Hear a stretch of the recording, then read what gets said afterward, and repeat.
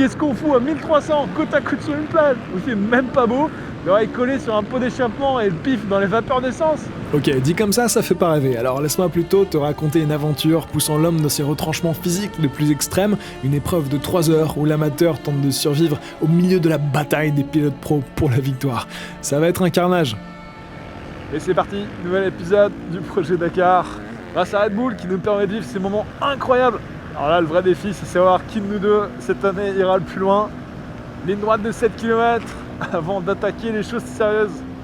Ah, il y va le salaud, c'est le chaos.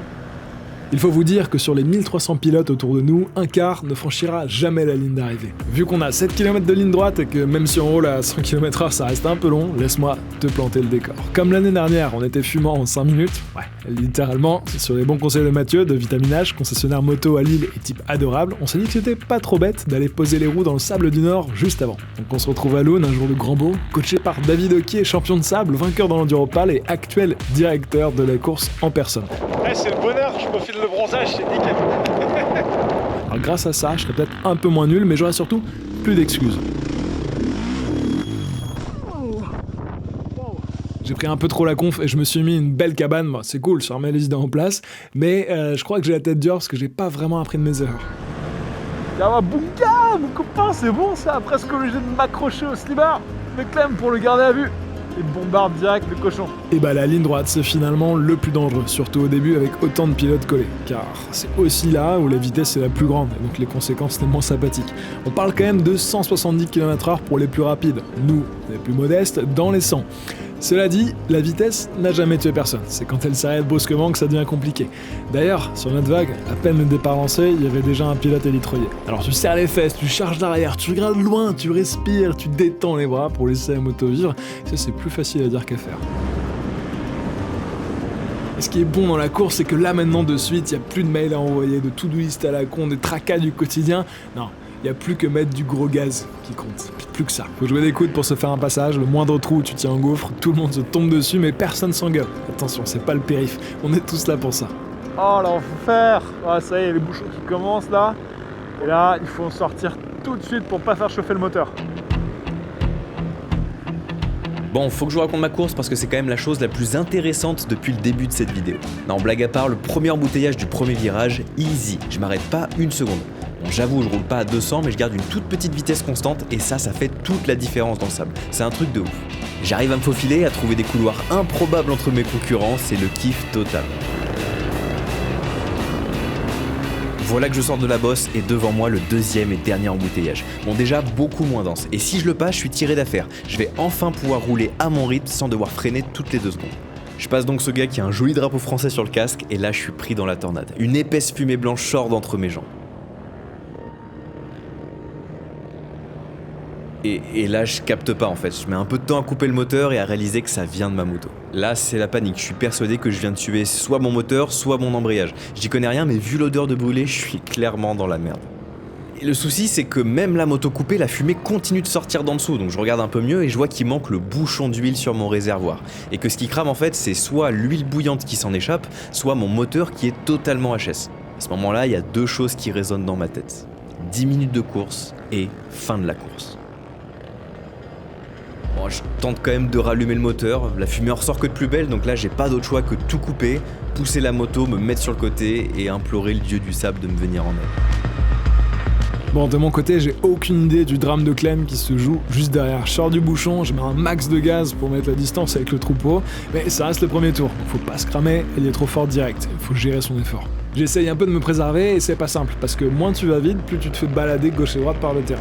L'épreuve redoutée des vagues de l'Arche Red Bull arrive, Sean Boss creusait sadiquement au bulldozer que les pros avalent d'un double saut, genre tranquille, et où les amateurs disparaissent, le triangle des Bermudes de l'Enduropal. Connaissiez pas ? Bah c'est là.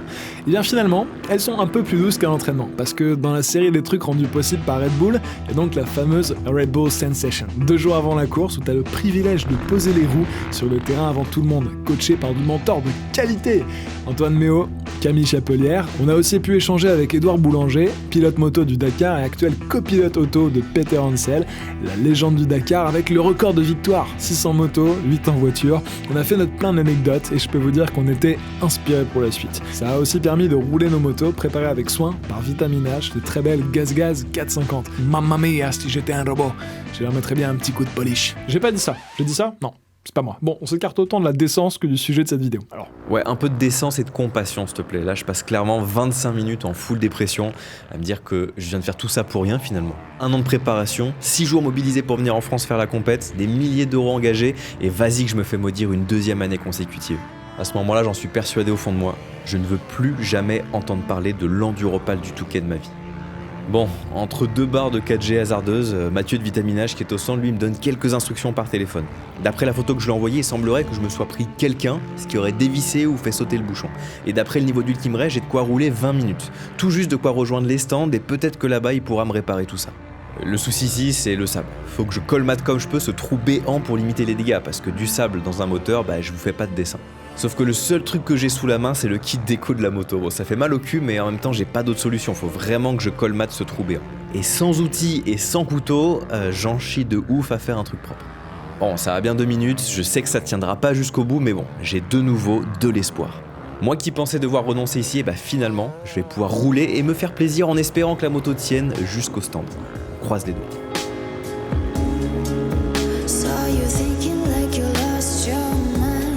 On arrive là dans les zones où il y a du public, beaucoup de public. Ouais, mais moi je suis timide et faut pas me regarder, merde.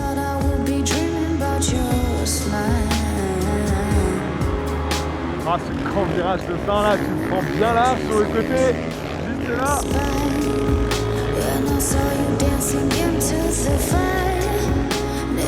Ah, c'est le bonheur, hop, ça resserre. Deuxième ligne droite, les gars, on focus bien là. Un truc de ouf, à chaque fois que j'ouvre les gaz dans la ligne droite, je me demande combien de temps ça peut durer en guidonnant à ce point sans mettre un taquet de l'espace. J'ai pas encore trouvé. Vous imaginez même pas le bonheur de pouvoir rouler avec une moto qui a l'air en état. Bon, je conduis tranquille et super fluide parce que d'une, je veux pas la faire surchauffer et perdre de nouveau mon huile, et de 2, la mission du jour, c'est quand même d'arriver au stand en un seul morceau.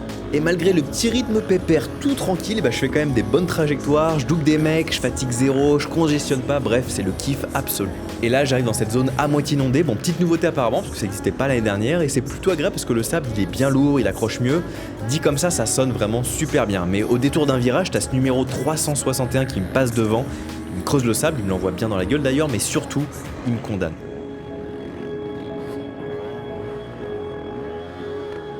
Le trou qu'il crée avec sa moto se referme sur mes roues et je suis pris dans un sable mouvant. La moto elle est collée au fond et là c'est impossible d'avancer. Et il n'y a rien à faire, je donne ma vie, je mets du gaz, elle veut pas sortir quoi, à force de tirer dessus, c'est mes bottes qui commencent à s'enfoncer et à rester collées au fond du sable. Et pour rien arranger, je vois que quand j'accélère, j'ai des gros paquets de sable qui giclent en dehors de mon réservoir d'huile. Là-dedans, normalement, c'est de l'huile, c'est pas du sable qui est censé sortir. Là, je comprends que je suis bien dans la merde. Donc la seule solution pour dégager du chemin et reprendre ma route, c'est de coucher la moto et la traîner latéralement pour éviter l'appui dans le sable mouvant. J'ai pas d'autre choix que de faire ça du côté droit, le même côté où mon réservoir est grand ouvert. Bon, après 10 minutes de galère, j'arrive à m'en dégager, mais quand je rallume le moteur et que je veux passer mes vitesses, je sens que mes vitesses sont beaucoup moins à la pêche. C'est comme si j'étais bridé à 40% de la puissance totale. Je préfère pas savoir à quoi c'est dû. Moi, l'idée, c'est vraiment, faut que je tienne jusqu'au stand. J'ai tout simplement pas le choix et on fera avec.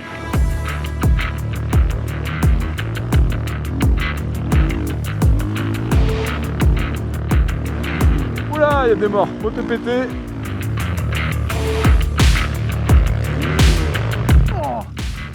Ouais, malheureusement, j'ai voulu descendre un rapport en l'air comme les pros, et la boîte de vitesse a pas été vraiment du même avis. Et juste reposer en neutre, ça m'a fumé comme ça. Vous vous rappelez ce qu'on disait sur prendre la confiance ? Regardez ça, je fais le malin, et qui fait le malin ? Tombe dans le ravin. Heureusement, je reste sur la brelle, ça aurait pu bien plus mal finir. Je commence à être un peu pété, mais rien de méchant, plutôt cool, considérant que ça fait déjà près d'1 heure qu'on roule. Je souffle comme un bœuf pour me forcer à ventiler et éviter les crampes.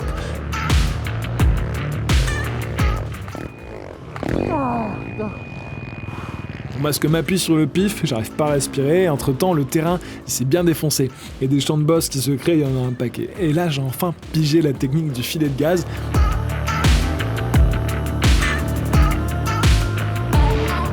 À tel point que je remonte les gadgets qui m'ont mis la pilule sur la ligne droite. Comme quoi, parfois, faut pas être bon, faut juste être inconscient.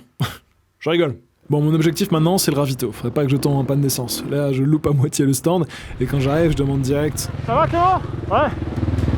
Ça va, il est où Clément? Il va bien?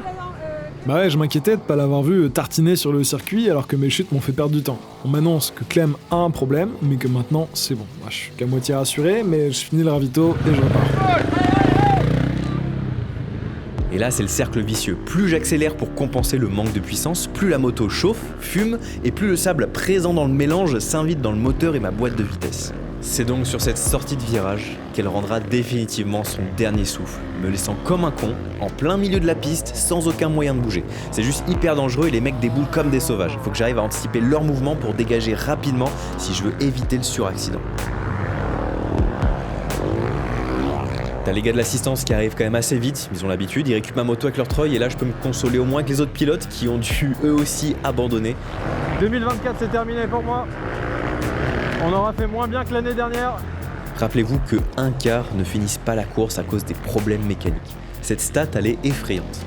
Le camion me dépose au stand, c'est officiel, acté, je suis disqualifié pour cause de panne mécanique.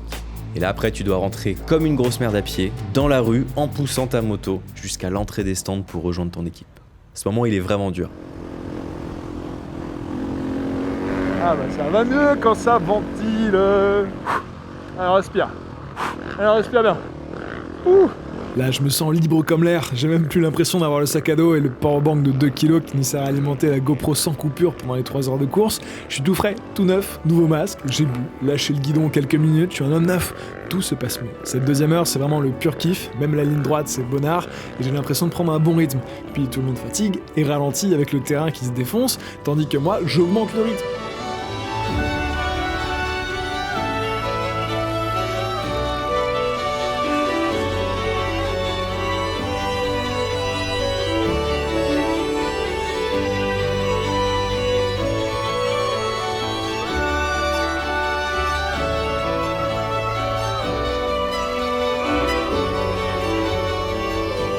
Sans être fatigué, je dépasse davantage de monde et ça, c'est coolos. Du coup, je prends la conf, je mets du rythme, et plus je mets de rythme, mieux ça passe, donc je prends plus de conf. Bah c'est parfait, Paul, de quoi tu te plains? Bah ouais, ça passe jusqu'à ce que ça casse.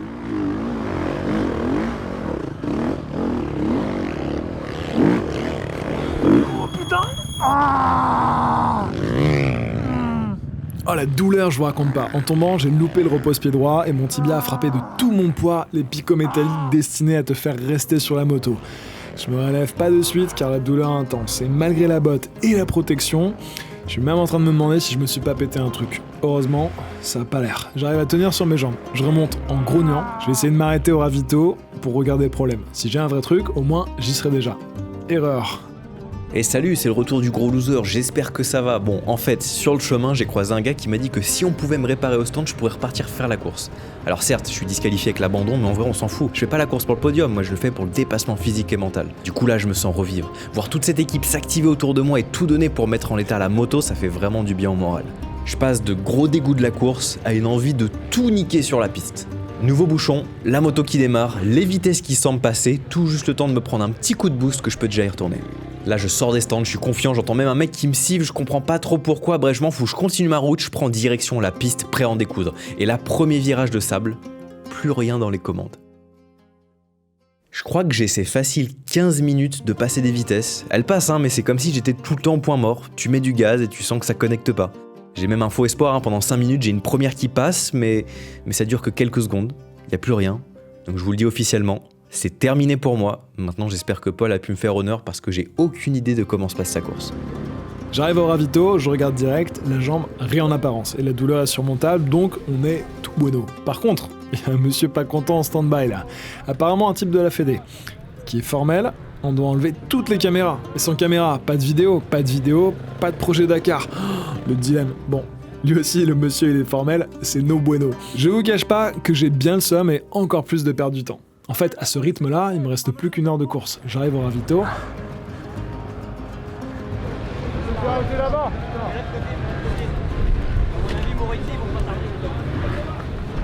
On m'annonce que c'est fini pour Clem, alors que je pensais tirer l'affaire.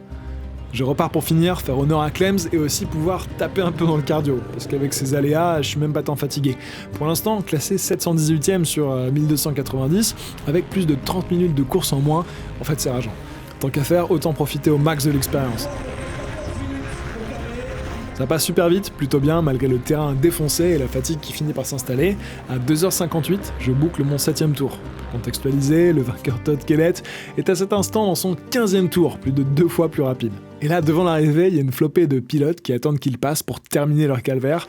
Et la voici, la victoire! Je me dis, c'est malin, mais c'est pas classe. Et que tant qu'à faire, je remets le couvert pour un ultime tour. Et là, on est 3h30 après le début de la course, c'est vraiment le dernier tour du kiff, c'est l'éclate, et ma moto lâche sans pouvoir franchir la ligne d'arrivée.